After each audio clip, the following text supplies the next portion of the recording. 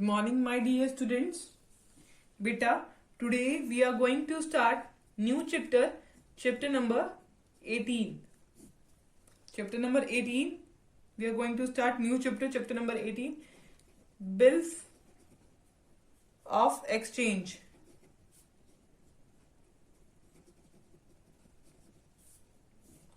Bills of Exchange. Okay पहले आपको ये टर्म बिल ऑफ एक्सचेंज पता होनी चाहिए क्या है. ओके देखो, आज के मॉडर्न टाइम में जो सब business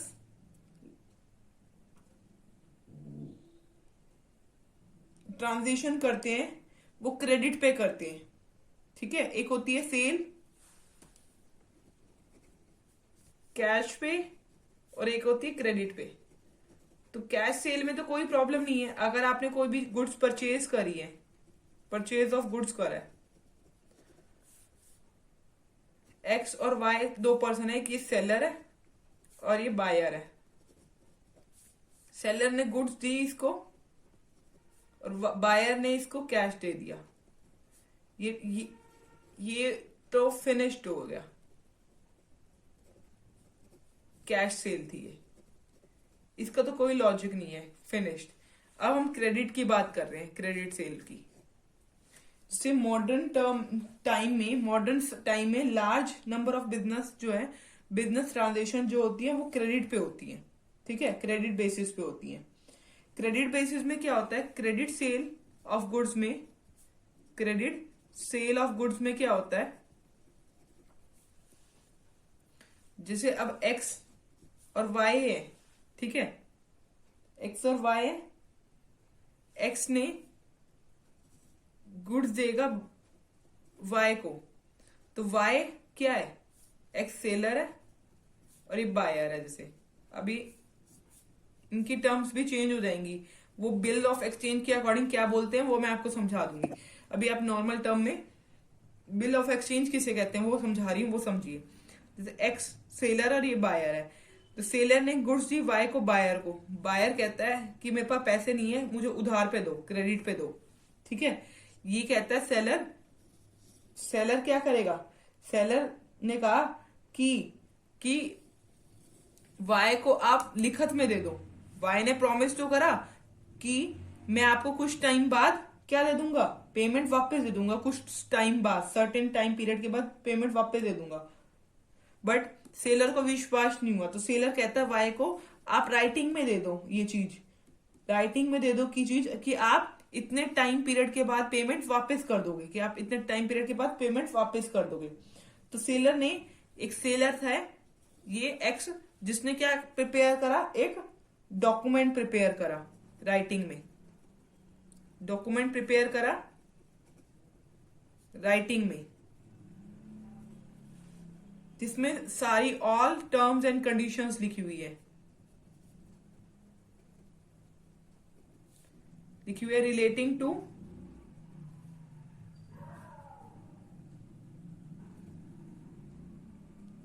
sell of goods, sale of goods such as amount required to be paid, कितनी अमाउंट पे करनी है, required to pay, date of payment, कौन सी डेट पे वाई पेमेंट करेगा उसको, प्लेस ऑफ पेमेंट, किस जगह पे वाई पेमेंट करेगा.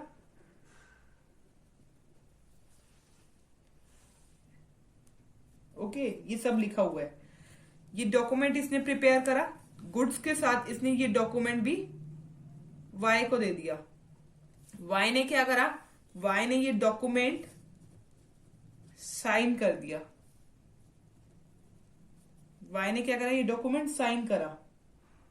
ठीक है, और एक्स को रिटर्न कर दिया. तो ये डॉक्यूमेंट को बोलते हैं bill of exchange. Bill of exchange क्यों कहा, क्योंकि वाई ने एक्स के नाम पे क्या बनाया, एक बिल बनाया. ठीक है, वो बिल किसको, वाई ने एक्स को वापस दे दो तो एक्सचेंज करते हैं, बिल ऑफ एक्सचेंज कहते हैं. इस प्रोसीजर को क्या बोलते हैं? Bill of exchange.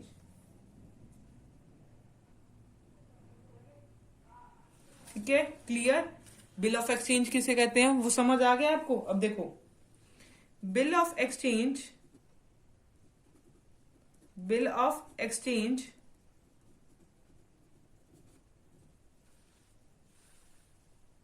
instrument, bill of exchange are the instrument of credit, bill of exchange are the instrument of credit, credit का इंस्ट्रूमेंट है विच फैसिलिटेट, जो फैसिलिटेट करता है, which facilitate the credit sale of goods, which facilitate the credit sale of goods. Bill of exchange की वजह से क्या होती है? हमें उधार पे क्रेडिट, मतलब उधार पे गुड्स मिलती हैं। Okay,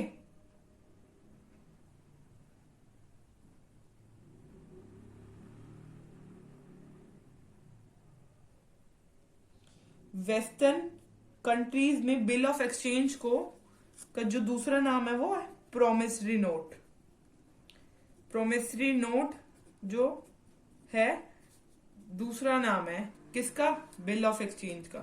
another name of bill of exchange in western countries, western countries में दूसरा नाम इसका है प्रोमिसरी नोट। क्या नाम है? Promissory note.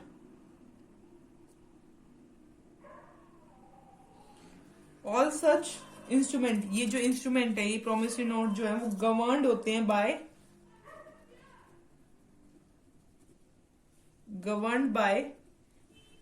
Indian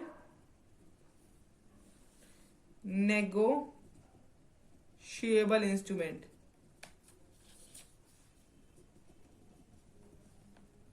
act 1881। These are the instruments which are governed by Indian Negotiable Instrument Act 1881.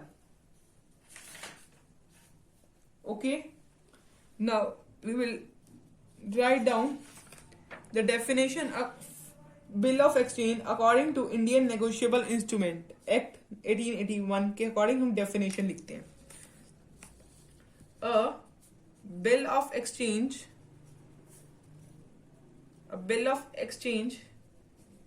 is an instrument, bill of exchange is an instrument in writing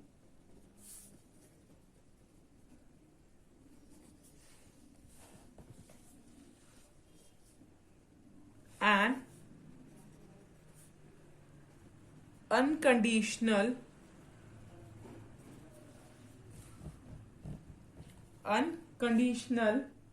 order signed by the maker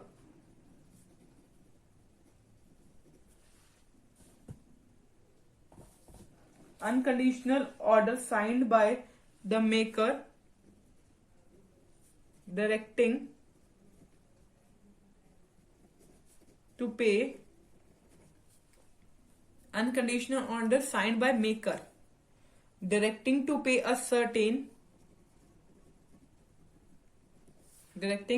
certain sum of money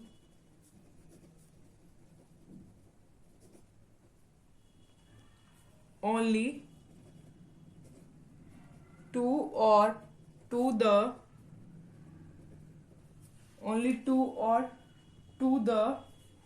order of a certain person or to bearer of instrument।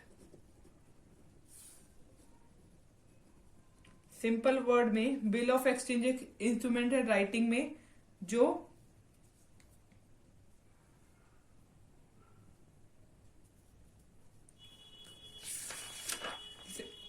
X बना रहा है, ठीक है, x maker बना रहा है और ये डायरेक्ट कर रहा है इस पर्सन को, वाई पर्सन को, कि उसको पेमेंट देनी है।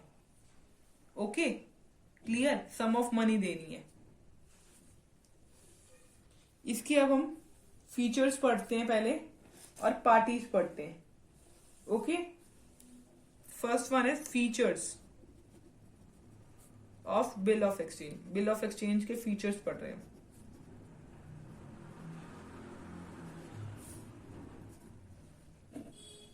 First feature of bill of exchange is कि बिल ऑफ एक्सचेंज जो होता है वो राइटिंग में होता है. Bill of exchange must be in writing.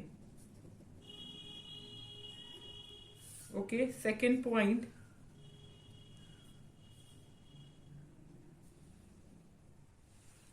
it must contain an order and not a request. इसमें क्या लिखी होनी चाहिए? ऑर्डर लिखा होना चाहिए. किस चीज का? To make payment.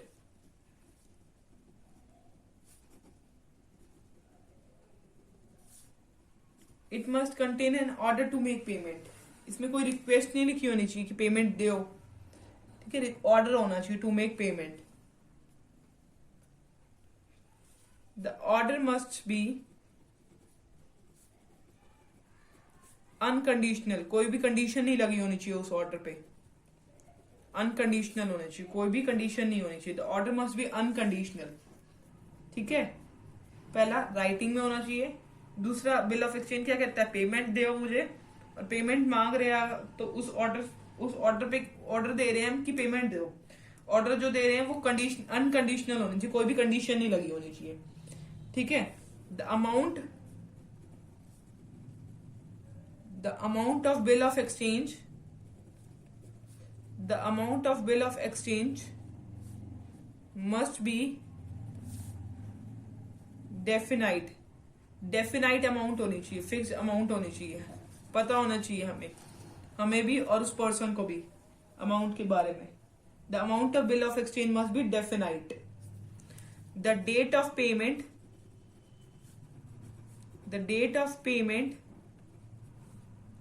Must be a fix one. Fix date की पेमेंट होनी चाहिए, एक ही दिन रखा होना चाहिए पेमेंट का.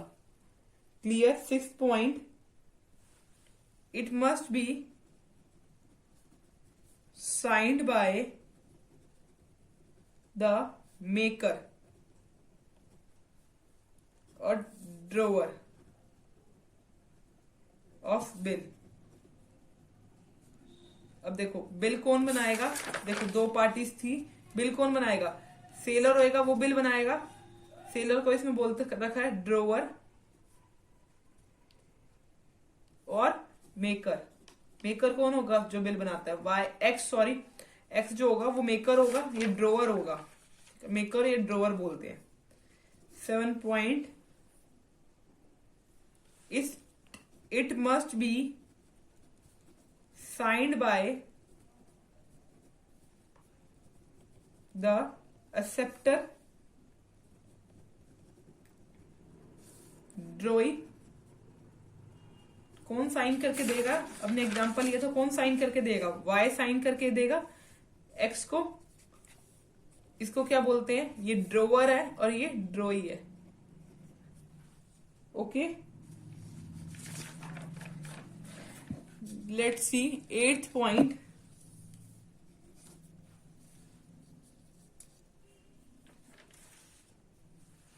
The amount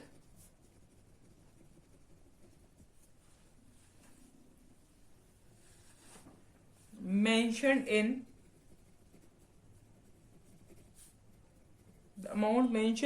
the bill is payable either on demand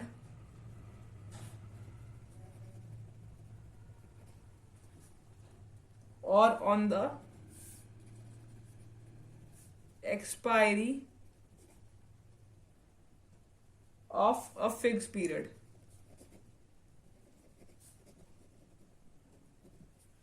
जैसे अमाउंट लिखी हुई है वाई ने एक्स को 20,000 रुपीज देने गुड्स के बिहाफ पे. गुड्स उसने ली थी क्रेडिट पे, अब उसने 20,000 रुपीज देने. The amount mention in bill of exchange, bills में is payable either on demand, अगर डिमांड एक्स डिमांड करेगा, वाई जब देगा, और on the expiry of fix period, जब उसकी बिल ऑफ एक्सचेंज की एक्सपायरी होगी, जब वाई उसको एक्स को अमाउंट देगा। ठीक है, clear. 9th point, the amount is payable either to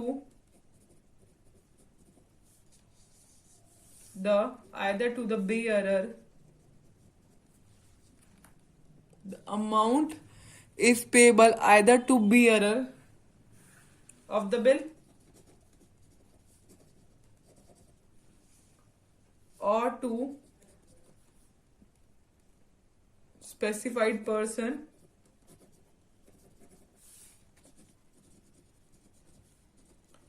or to his order.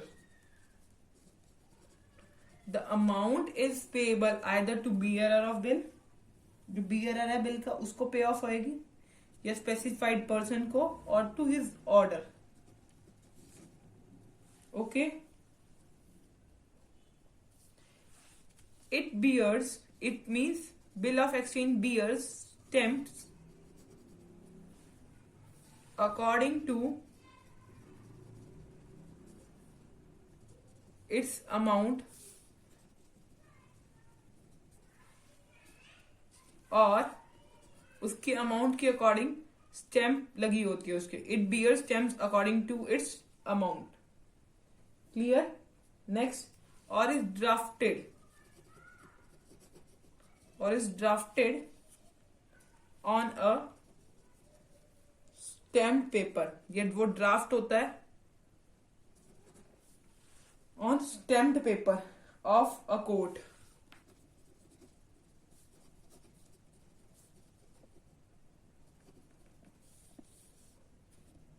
Clear. ये हमने क्या पढ़े हैं, फीचर्स। अब हम पढ़ेंगे parties to a bill of exchange. Parties to a bill of exchange,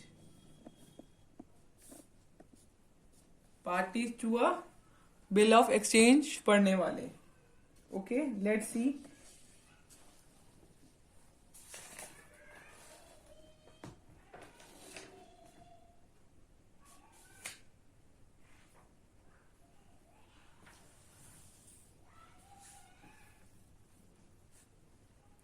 parties to the bill of exchange, देखो इसमें 3 पार्टीज होती हैं। फर्स्ट होता है ड्रोवर, एक होता है ड्रोई को बोलते हैं एक्सेप्टर, थर्ड होता है पेई।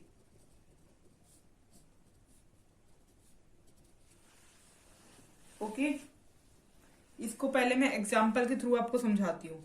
क्लियर। देखो एक्स वाई 2 पर्सन है इसमें। अभी हम पहले 2 पर्सन के बारे में पढ़ते हैं। एक्स वाई 2 पर्सन है। जो ये एक्स है वो है ड्रोवर, एक्स और वाई 2 पर्सन है। एक्स कौन है, ड्रोवर है। वाई कौन है, ड्रोई। जो क्या करता है, अमाउंट रिसीव करेगा। ही सेलर, ये कौन है, सेलर है, और ये रिसीव करेगा अमाउंट, इसको बोलेंगे ड्रोवर। ठीक है। वाई कौन है, जिसने गुड्स परचेज करी है। ठीक है। अब पेई कौन होता है, जैसे अब एक्स ने वाई ने एक्स को पेमेंट दे दी, तो ये होगा पेई। पेई कौन होता है, पेई वो पर्सन होता है जिसके पास पेमेंट आई है। The person to whom the payment is made is called payee. ठीक है। अब ड्रोवर ही क्या पेई होता है, ये जरूरी नहीं होता ड्रोवर पेई हो। ठीक है। जैसे कि अगर एक्स ने जेड से उधार ले रखे थे पैसे, और जेड कहता है मुझे पैसे दो, तो एक्स कहता है मेरे पास पैसे तो नहीं है, बट आप बिल ऑफ एक्सचेंज ले लो। तो इसने बिल ऑफ एक्सचेंज दे दिया, एक्स ने बिल ऑफ एक्सचेंज दे दिया जेड को, वाई वाला बिल ऑफ एक्सचेंज जेड को दे दिया। अब तो ये ड्रोवर तो यही है क्योंकि इसने सेल करी थी गुड्स वाई को, और वाई वही पर्सन है जो पेमेंट करेगा, जिसने परचेज करी है गुड्स, तो ये ड्रॉ ही हुआ। अब ये पेमेंट किसको करेगा, ये जेड को करेगा, तो ये भी पे ही हुई है ये क्योंकि इसको अमाउंट मिलेगी ना, pay, the person to whom the payment is made. इस अब जो वाई है वो जेड को पेमेंट करेगा, तो पे ये होएगा, जिसको पेमेंट मिलती है वो पे ही होता है। ठीक है, अब मैं आपको इसको समझा देती हूँ क्या होता है। Drawee, first is drawee, drawer, drawer he is the seller, he is the seller or creditor।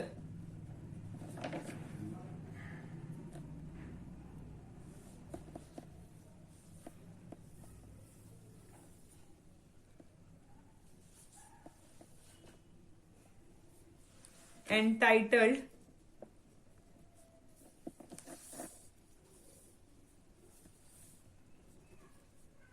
to receive money, entitled to receive money, entitled to receive money from someone।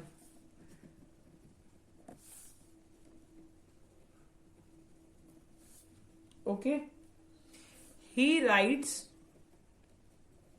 or draws the, he writes or draws the bill of exchange, ये bill लिख दो बस। he writes or draws a bill is known as drawer। okay, the bill of exchange, the bill of exchange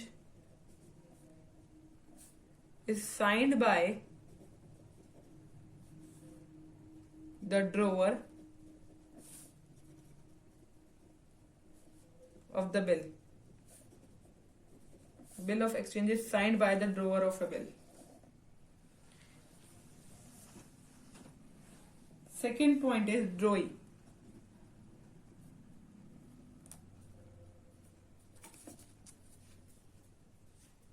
Second point is drawee or acceptor।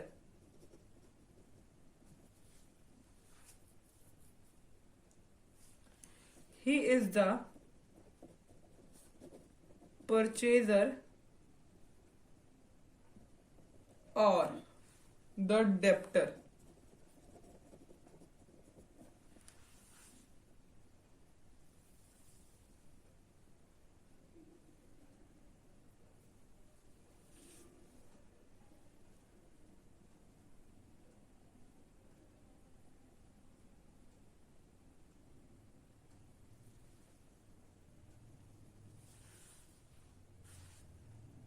Debtors on whom, debtors on whom the bill is drawn, the bill is drawn, and to who is liable, and who is liable to pay the amount mentioned in the bill। He accepts, he accepts to pay the amount by writing the word accepted on the bill and then signs। Bill is called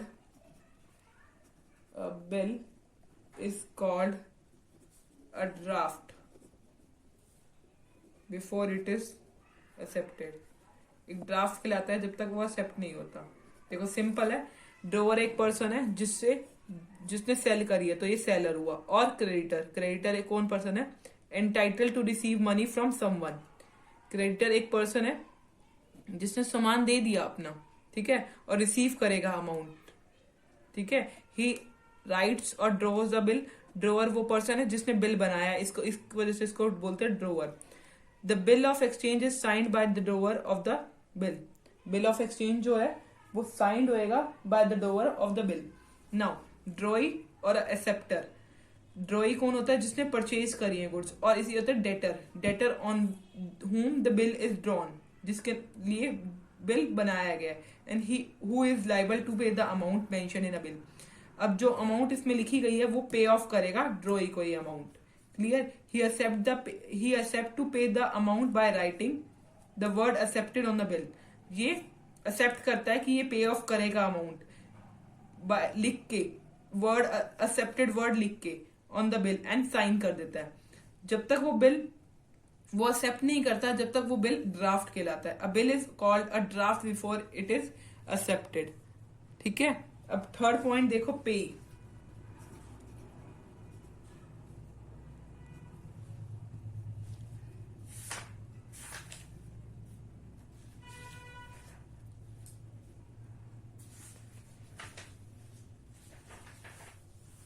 third point देखो, पे। The person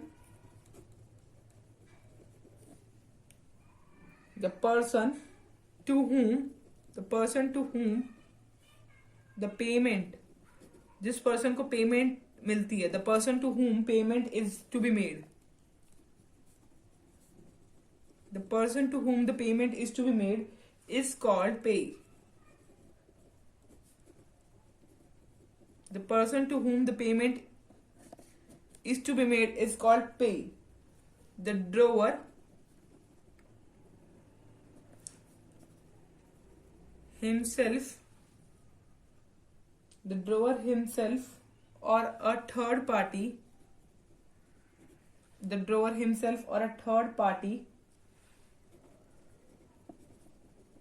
may be the pay of the bill.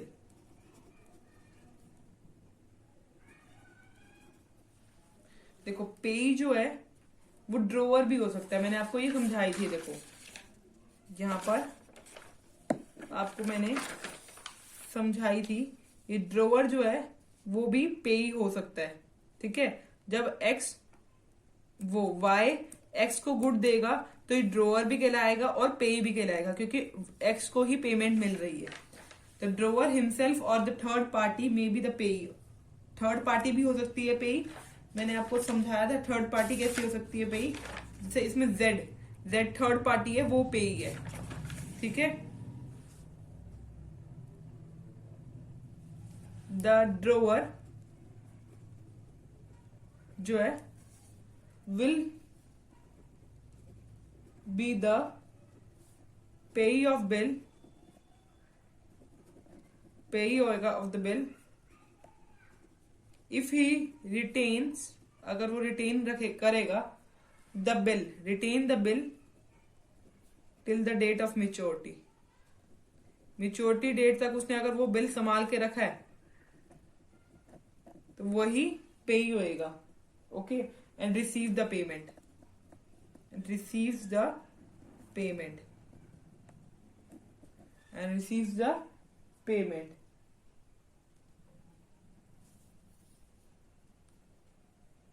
Next case is the bill, the bank भी हो सकती है, the bank may also be the pay, bank भी एक पे हो सकता है of the bill. If the bill is discounted, अगर बिल जो है is discounted, if bill is discounted from the bank, अगर बिल जो है वो discounted हो रहा है from the bank, तो बैंक पे ही होएगा। In case the bill is endorse, the bill is endorsed by the DROI,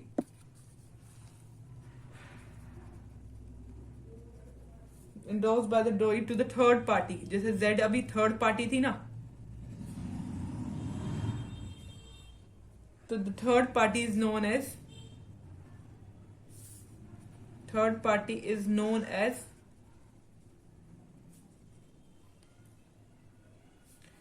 endorsee, will be the payee of the bill. ये यूजेस में ये सारे केसेस हैं जो मैं आपको समझा रही ना, अब ये सारे केसेस हैं. एज सच लास्ट जो है, as such the drawer, as such the drawer himself or the bank or the endorsee may be the payer of the bill, may be the payee of the bill. ये मैंने आपको क्या समझाया है, जो parties involve होती हैं, drawer, ड्रोई और पे. ठीक है, नेक्स्ट वीडियो में बच्चा हम एडवांटेजेस ऑफ बिल करेंगे, प्रोमिसरी नोट और बिल ऑफ एक्सचेंज में डिफरेंस करेंगे और इसके क्वेश्चन स्टार्ट करेंगे, मैच्योरिटी पीरियड पता करेंगे. जब तक आप अपनी बुक से पेज नंबर 18.1 और 18.2 अच्छे से पढ़ सकते हैं. ओके बच्चा, थैंक यू वेरी मच. अगर आपको कोई भी डाउट हो then you can ask from me. Okay, आज हमने टॉपिक करा bill of exchange. Okay, thank you very much.